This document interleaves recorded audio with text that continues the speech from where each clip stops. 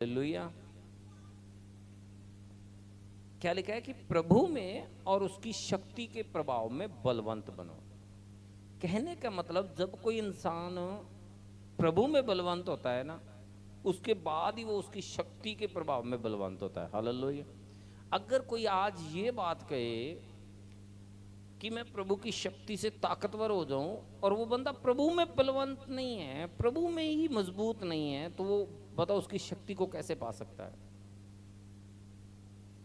जब आप प्रभु में पक्के मजबूत हैं, पक्के विश्वास पे टिके हुए हैं, उसके बाद आप उसकी शक्ति में भी, शक्ति के प्रभाव में भी आप बलवंत होते हैं और फिर आप उस शक्ति के द्वारा आप शैतान से लड़ते हैं। ये क्यों कहा गया है? ये वचन इसलिए कहा गया है कि बहुत सी बार क्या होता है कि शैतान आपके खिलाफ कोई षड्यंत्र रचता है, युक्तियां, प्लान, योजना बनाता है।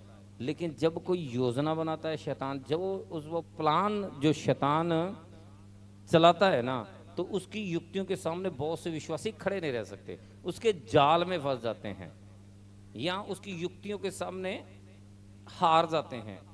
वो शैतान की जो प्लान, योजना, युक्तियां हैं, उसके आगे एक विश्वासी खड़ा नहीं रह सकता। क्यों? क्योंकि वो प्रभु में और प्रभु की शक्ति के प्रभाव में बलवंत नहीं है। अगर आपको शैतान की चाल को समझना है और उस चाल के सामने खड़े रहना है और उस चाल को फेल करना है, तो आपको प्रभु में और प्रभु की सामर्थ्य में और उसकी शक्ति में बलवंत बनना होगा। आमीन।